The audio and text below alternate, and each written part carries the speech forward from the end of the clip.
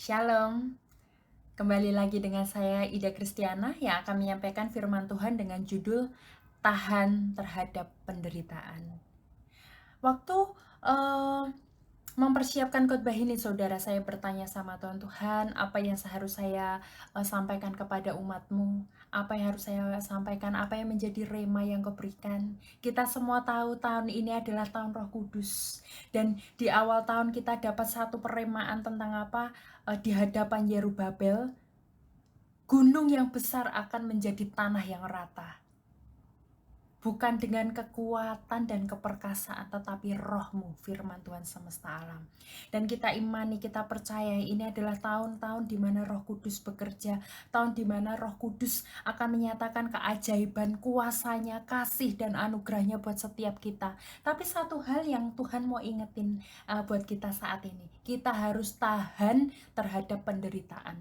Karena apa, saudara? Mungkin yang di depan kita itu benar-benar gunung yang besar itu, yang dengan kekuatanmu engkau nggak sanggup singkirkan, ya kan? Dengan kekuatanmu engkau nggak sanggup mendaki, di tengah jalan kau mendaki, Tuhan, berat, mendaki lagi berat, berat, berat. Tapi firman Tuhan apa? Bukan dengan kekuatanmu, bukan dengan keperkasaanmu, melainkan rohku, firman Tuhan semesta alam. Dan saya percaya ini akan memperlengkapi kita di tahun ini. Firman Tuhan hari ini akan menjadi satu rema yang kuat untuk kita bisa menjalani tahun-tahun ini bersama Roh Kudus. Oke, kita akan bahas ya tentang tahan terhadap penderitaan. Nah, kata menderita itu apa sih? Penderitaan itu apa? Penderitaan, saya baca ya di Google tentang apa itu penderitaan. Penderitaan itu berasal dari bahasa Sanskerta, saudara. Judulnya adalah menahan atau menanggung. Menahan atau menanggung. Menahan atau menanggung keadaan yang gak nyaman. Menahan atau menanggung rasa sakit, ya. Menanggung atau menahan keadaan yang gak mudah, saudara. Nah, banyak orang di dalam penderitaan ini mereka mengalami stres, mereka kehilangan damai sejahtera, mereka depresi, setiap hari mereka menangis, mereka susah tidur, ya kan? Susah tidur, mereka nggak tahu lagi masa depannya kayak gimana, rasa-rasanya mata mereka itu tertutup dengan sesuatu yang gelap yang membuat kita itu nggak bisa lagi melihat hal yang terang dalam kehidupan kita.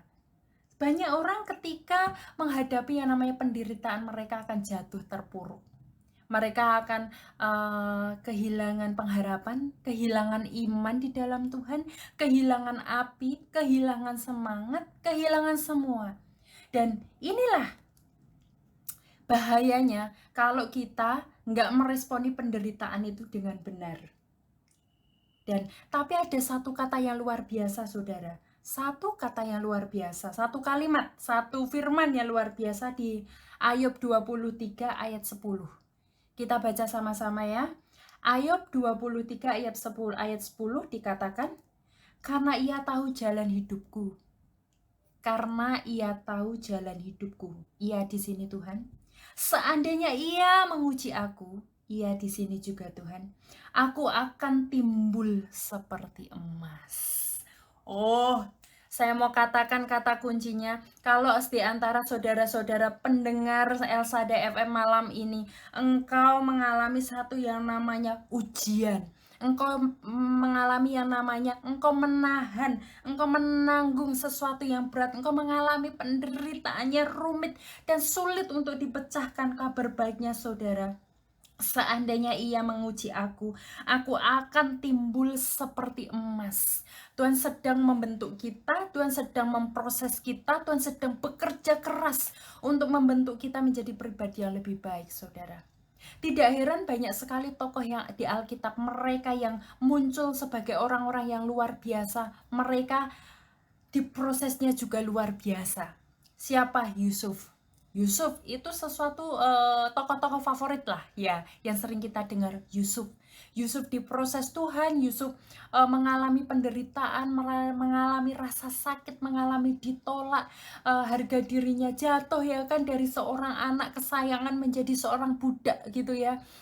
Dia mungkin kehilangan harga dirinya, kepercayaannya, semuanya hancur rasanya. Masa depan pun nggak ada buat kehidupan Yusuf. Itu yang Yusuf alami. Juga siapa saudara? Yosua. Yosua diproses Tuhan luar biasa. Dia dijanjiin kamu akan menempati tanah perjanjian gitu ya. Dan kita tahu Yosua ini bukan sahabat Musa, bukan. Dia abdi. Abdi itu bahasa halusnya, bahasa kasarnya kacung gitu ya. Kacung gitu ya. Dia, tapi satu hal, Tuhan itu nggak melihat posisi kita sekarang apa. Tuhan nggak melihat siapa kita dilahirkan dari mana. Tapi kalau Tuhan mau pakai ya pakai aja gitu. Tuhan bisa ubah gitu. Dan pesannya Yosua apa? Kuatkan dan teguhkan hatimu. Karena saya tahu saudara, Tuhan tahu ketika Yosua akan memimpin bangsa Israel ke tanah perjanjian, pasti ada yang bikin dak dikduk der, pasti akan ada yang mengambil damai sejahteranya, pasti akan timbul ketakutan di hatinya, karena lawannya nggak gampang gitu. Dia harus berusaha melawan setiap kerajaan demi kerajaan untuk mereka duduki gitu ya. Dia harus mengalahkan setiap bangsa sampai akhirnya satu bangsa yang berdiam di tanah Kanaan itu adalah bangsa Enak. Itu orangnya tinggi, besar, raksasa gitu. Alkitab mencatat seperti itu. Oh, kalau nggak kuat iman saudara, kalau nggak menguatkan hati, meneguhkan hati, oh pasti Yosua udah keder, udah mundur gitu ya. Dan bagaimana juga harus mengintari tembok Yeriko. Oh, mungkin masalah kita juga seperti tembok Yeriko itu. Berat sekali, gede banget gitu ya, dan mustahil untuk diruntuhkan.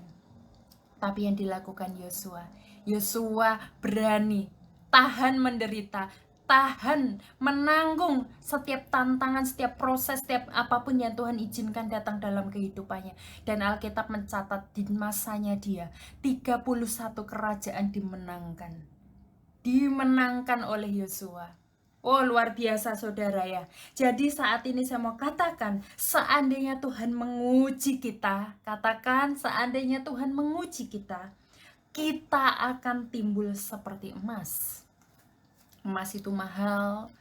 Untuk membuat emas dipanaskan, ditempa, dipanas, dibakar, gak nyaman, gak enak, nangis saudara, nangis ketika engkau hari-hari ini. Saya gak tahu di mana engkau berada saat ini, tapi saya rasakan ada banyak orang yang hari-hari ini menangis. Engkau seperti di taman Getsemani yang, Tuhan, kalau boleh biarkan cawan ini lalu daripadaku. Oh, banyak kita yang di tempat peratapan itu saudara, kita menangis sama Tuhan. Tuhan, ini sakit, ini berat, ini susah, aku gak sanggup. Engkau menjalani satu hal yang seperti itu. Saya rasakan seperti itu saudara. Namun saat ini saya mau katakan, dimanapun Anda berada, jangan cuma berhenti di Getsemani. Pikul salibmu, masuk ke dalam Golgota. Takkan ada kemuliaan besar yang Tuhan mau kerjakan dalam hidup kita. Saudara, penderitaanmu itu sementara. Penderitaan itu sementara. Kita harus lalui dengan sukacita. Nah, karena kita tahu penderitaan itu akan membuat kita menjadi emas, ya kan? Apa dan bagaimana yang harus kita lakukan pada saat kita mengalami penderitaan? Yang pertama, ini satu rema yang saya dapat, Amsal 18 ayat 14. Kita baca sama-sama Amsal 18 ayat 14. Orang yang semangat dapat menanggung penderitaannya. Yes, orang yang semangat dapat menanggung penderitaannya. Tetapi kalau semangat yang patah bagaimana? Gitu ya. Jadi kunci utama bagaimana kita bisa tahan terhadap penderitaan, kita harus semangat. Semangat sadari Tuhan menyertaimu. Semangat sadari bahwa ini semua sementara. Semangat bahwa masa depanmu gak hancur di situ. Semangat bahwa setelah ini akan ada matahari yang terbit, akan ada pelangi sehabis hujan. Semangat saudara. Orang yang semangat adalah ketika bangun tidur, dia semangat bangun tidur. Saya rasa tuh saudara, saat saya merasa depresi, saya merasa saya membiarkan penderitaan itu menguasai saya dengan segala manifestasinya. Contoh ya, saya putus asa, saya kecewa, saya sedih, saya pahit gitu. Bangun tidur itu capek, lelah, kayak orang nggak punya semangat hidup saudara. nggak punya kehidupan, kayak udah nggak bernafas, kayak nggak tahu harus jalan kemana, kayak nggak tahu masa depanku apa. Dan banyak orang di titik ini kehilangan semangat, kehilangan masa depan, kehilangan pengharapan, dan banyak dari mereka memilih untuk apa? Mengakhiri hidupnya. Dan lawan itu dengan semangat. Sesakit apapun semangat, sesakit apapun semangat gitu. Karena firman Tuhan berkata apa? Yang menabur dengan mencucurkan air mata akan menuai dengan sorak-sorai. Mungkin berat engkau melangkah, satu langkahmu itu harus meneteskan air mata, engkau melangkah lagi meneteskan air mata, tapi lakuin saudara, lakuin. Buat engkau yang sedang berjuang berdoa buat pemulihan rumah tanggamu, lakuin ini saudara. Tetap menabur kasih, tetap lakukan. Sekalipun hati teriris-iris, sekalipun apa, harga diri diinjak-injak, ditolak, dihianati, nggak dipercaya, semua hal-hal itu penderitaan-penderitaan yang Anda alami itu, lawan itu. Anda harus terus kuat gitu, Anda terus semangat, bangkitkan imanmu dengan apa? Firman Tuhan. Ya, firman Tuhan. Berkali-kali saudara, ketika saya mengalami satu penderitaan ya, secara manusia ya nggak sanggup lagi. Secara manusia pasti lemah, pasti letih, pasti lesu gitu. Tapi satu kali saya memilih, ketika saya sedih, ketika saya sakit, ketika saya putus asa, saya datang ke Tuhan. Saya datang ke Tuhan, saya berdoa, saya bisa berbahasa roh berjam-jam saudara. Saya minta kekuatan Tuhan, dan Tuhan berbicara di sana. Tuhan kasih rema, Tuhan kasih firman-Nya, Tuhan kasih kekuatannya. Oh, saya percaya saudara, engkau nggak sendiri menanggung penderitaanmu. Kalau Tuhan izinkan engkau mengalami masa sukar sekarang, Tuhan izinkan engkau mengalami masa di mana engkau kehilangan sesuatu, pintu di depanmu tertutup, engkau mungkin kehilangan pekerjaan, usaha bisnismu mungkin terdampak karena pandemi ini, engkau sedang mengalami masalah keluarga, atau sakit penyakit tiba-tiba datang. Saya nggak tahu masalah Anda apa saudara, tapi satu hal hari ini, semangatlah. Semangatlah, karena engkau masih punya Tuhan yang besar, yang penuh dengan kuasa, yang sanggup melakukan lebih daripada yang Anda pikirkan. Jangan batasi cara Tuhan untuk menolong Anda. Mungkin hari ini secara manusia, logika berpikir sudah nggak mungkin lagi. Sudah nggak mungkin. Engkau berusaha mencari jawaban kemanapun. Engkau baca buku, engkau cari search di Google, engkau konsultasi dengan banyak orang, baca solusinya di YouTube, engkau berdoa dengan melakukan banyak hal, tapi rasa-rasanya engkau tangkap adalah sulit Tuhan. Ini sulit, ini sulit. Tapi bukankah di awal tahun kemarin kita dapat firman tentang Daniel? Bagaimana Daniel di-challenge untuk mengartikan mimpi, ya kan? Mimpi raja, kemudian mimpi raja, artikan dong, tebak dan artikan. Nggak ada satu orang pun tahu isi otak manusia, saudara, apalagi mimpi gitu. Teknologi yang paling canggih sekarang, mungkin artificial intelligence, kecerdasan buatan pun nggak bisa memprediksi mimpi itu. Jadi itu mustahil. Tapi kalau itu nggak dikerjakan, Daniel dan orang bijaksana akan dibinasakan pada saat itu. Tapi saudara, ayat ini sangat memberkati saya, saudara. Ayat ini sangat memberkati saya.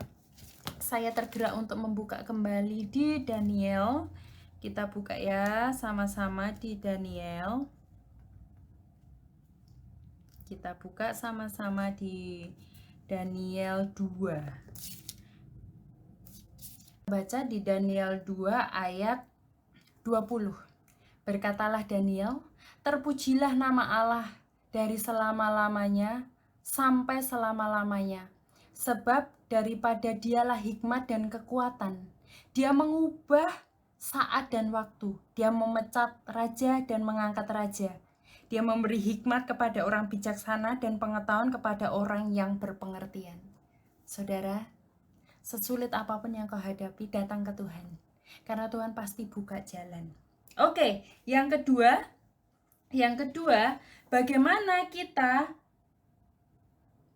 tahan terhadap penderitaan itu? Yang kedua, sadari bahwa pencobaan yang Anda alami adalah pencobaan biasa. Wah, biasa saudara, biasa. Di antara saudara pasti biasa, gimana orang kayak gini kok biasa gitu. Nah, firman Tuhan ngomong nih ya, kita baca sama-sama di 1 Korintus 10 ayat 13. Pencobaan-pencobaan yang kamu alami ialah pencobaan-pencobaan biasa yang tidak melampaui kekuatanmu. Tidak melampaui kekuatanmu. Sebab Allah setia. Allah setia. Pada waktu kamu dicobai, Ia akan memberikan kepadamu jalan keluar supaya kamu dapat menanggungnya. Haleluya. Wow, pencobaan kita pencobaan biasa. Jadi ini satu penghiburan buat kita. Hari ini mungkin secara manusia kita mikir, aduh, ini berat, kayaknya susah. Kayaknya saya mau menyerah aja. Kayak ini nggak mungkin untuk saya bisa lalui. Karena mustahil untuk sakit penyakit ini sembuh. Kayak mustahil untuk keluargaku dipulihkan. Mustahil untuk suamiku berubah. Kayaknya mustahil untuk pekerjaanku dipulihkan. Atau lagi, mustahil aku bisa punya anak, mustahil.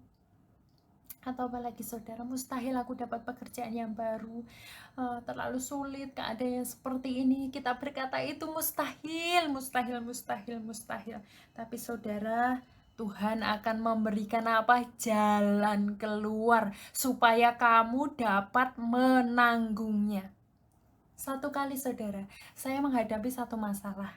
Nah, masalah ini saya berusaha memecahkannya. Saya bekerja di 3 level. Di level roh saya pasti berdoa. Saya doa peperangan, saya minta hikmat Tuhan, saya berdoa dengan segenap hati saya.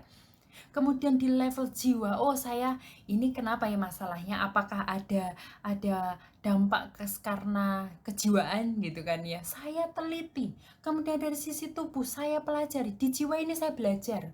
Di level jiwa saya belajar untuk memecahkan, saya baca riset, saya baca buku, saya belajar, saya cari para ahli, para pakar, saya cari konselor, psikolog, dan semuanya saya cari. Saya bekerja di level jiwa. Level tubuh, oh saya melakukan banyak hal di mana itu yang memang akan menyentuh hati orang lewat tubuh gitu ya, lewat secara fisik. Saya masuk ke 3 level itu, saya berusaha gali gitu. Saya tuh tipe orang bisa dibilang agak keras kepala, cenderung untuk tidak gampang menyerah, saudara. Jadi ketika saya punya masalah itu, saya akan coba A, coba C, coba D, masih gagal, E, F, sampai Z saya coba semua. Sampai satu titik saya menemukan, Tuhan, aku nggak punya apa-apa ini untuk bisa memecahkan masalah ini. Ini terlalu sulit bagi aku. Dan saya merasa ibarat orang perang. Saya tuh nggak punya persenjataan yang pas untuk saya bisa berperang. Saya nggak tahu itu apa gitu. Kemudian Tuhan lihatin saya pintu, saudara.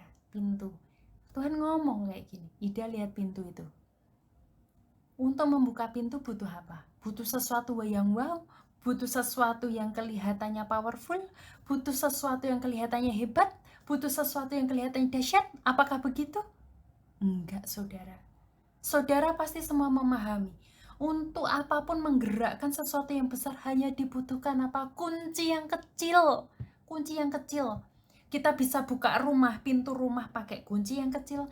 Kita bisa buka gerbang yang besar, kita pakai kunci yang kecil, ya kan? Kita bisa jalankan mobil. Mobil kecil, mobil besar, motor, semua pakai apa? Kunci yang kecil.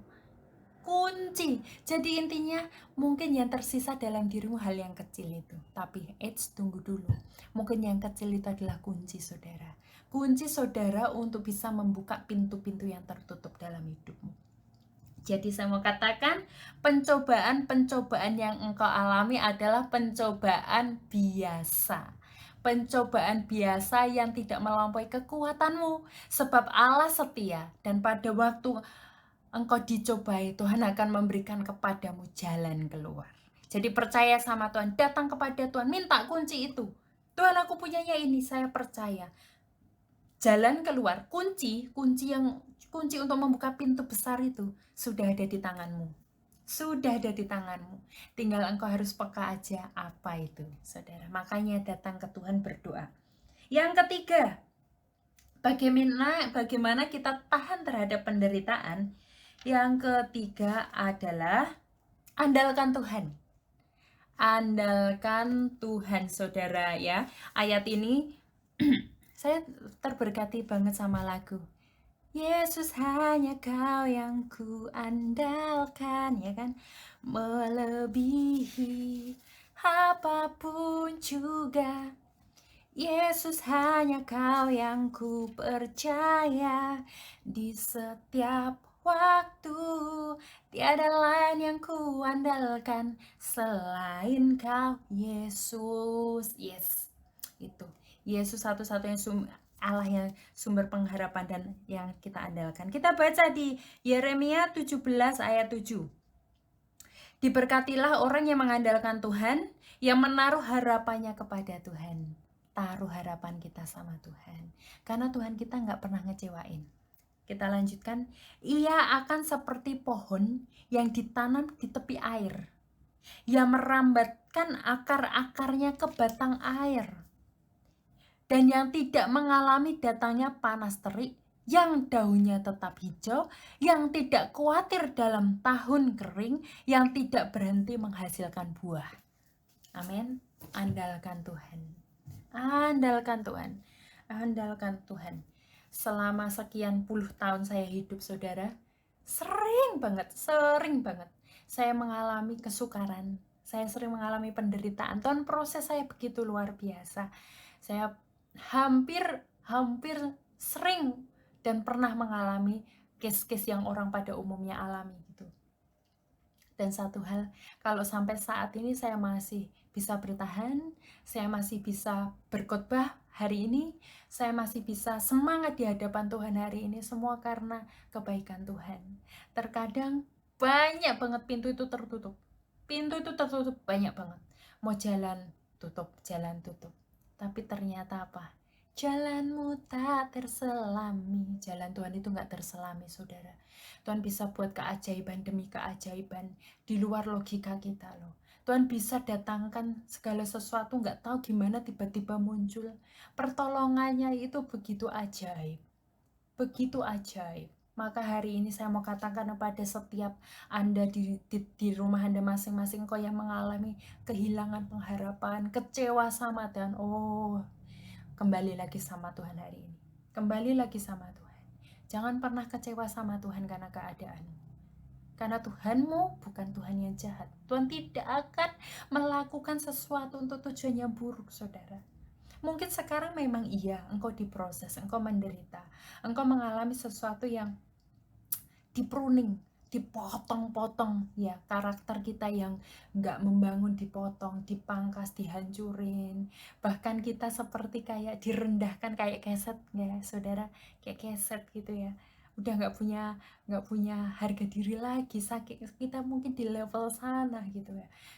Mungkin kita jatuh banget, tapi satu hal ya, seperti anak panah. Tahu anak panah? Ketika dia mau dilepaskan untuk menerobos, dia ditarik mundur dulu. Dia ditarik mundur ke belakang, kemudian dilepaskan. Ya, kemudian anak panah itu akan menerobos. Maka saya mau katakan, kemunduranmu, penundaanmu, penderitaanmu sekarang, itu bukan akhir dari segalanya, saudara. Lalui dengan sukacita, lalui dengan semangat, lalui, karena ini untuk menimbulkan engkau menjadi emas. Lalu dengan sukacita, lalu dengan semangat. Oh, sakit ya, rasain sakit. Thanks God, sakit banget, sakit. Thank you. Nangis, bisa nangis di hadapan Tuhan, merasakan rasa sakit itu. Tapi jangan pernah berhenti maju. Jangan pernah berhenti berjuang. Jangan pernah kehilangan kepercayaanmu kepada Tuhan. Sebab Tuhanmu sanggup melakukan keajaiban atas hidupmu. Oh, hari ini engkau yang hatimu tawar, engkau yang hatimu merasa engkau sendiri, engkau merasa Tuhan ninggalin kamu. Hari ini aku mau katakan dalam nama Yesus, Kasih Tuhan mulai masuk di dalam hati kita, dimanapun kau berada. Kuasa Tuhan mengalir, jamahan Tuhan mengalir. Ada kekuatan yang baru yang mengalir, yang membuat kau bisa bangkit lagi. Bangkit lagi. Barang siapa menanti-nantikan Tuhan, ia mendapat kekuatan yang baru, saudara. Ia seorang Raja Wali yang naik terbang dengan kekuatan sayapnya. Dia akan berjalan tidak menjadi lelah, dia akan berlari dan tidak jadi lesu. Kunciannya adalah Tuhan. Kuncinya adalah Tuhan. Apapun persoalanmu, apapun lukamu, apapun sakitmu, apapun penderitaanmu hari ini, datang kepada Tuhan. Ngomong sama Tuhan, sakit Tuhan, sakit, capek Tuhan, ngomong sama Tuhan. Karena saya percaya setiap kali saya masuk ruang doa, saya datang dengan segala letih lelah saya datang dengan segala kecapean saya. Di situ saya bisa menangis sejadi-jadinya. Tapi Tuhan tidak membiarkan saya keluar dengan biasa aja. Ada pengurapannya, ada kekuatannya, ada kuasanya, ada kasihnya. Bahkan ada hikmat-hikmatnya yang Tuhan berikan buat kita untuk kita bisa keluar dari persoalan kita. Oke saudara, jadi ayo tahan dalam penderitaan. Rasul Paulus itu pribadi yang sangat menginspirasi saya, tahan dalam penderitaan. Karena apa? Penderitaan itu, ujian itu akan membuat kita timbul seperti emas. Dan ingat 3 hal yang pertama, semangat dalam penderitaan. Kemudian apa? Pencobaan yang kita alami tidak melebihi kekuatan kita. Pencobaan biasa itu. Dan yang ketiga adalah apa? Andalkan Tuhan. Andalkan Tuhan. Andalkan. Karena Tuhanmu itu ajaib. Tuhanmu hidup. Tuhanmu berkuasa untuk mendatangkan segala keajaiban. Tuhan bisa mendatangkan angin sehingga burung puyuh itu datang dalam hidupmu. Tuhan bisa menurunkan mana dari surga ke dalam rumahmu. Saat ini saya berdoa di dalam nama Yesus. Ada hati yang dikuatkan, ada iman yang dibangkitkan, ada semangat yang dibuat berapi-api kembali. Dan aku percaya ada pagar perlindungan ilahi, pagar perlindungan Tuhan melingkupi setiap kita satu persatu. Ada tuntunan ilahi yang akan membuat kita keluar menjadi seorang yang lebih dari pemenang. Tetap semangat, Tuhan Yesus memberkati. Haleluya.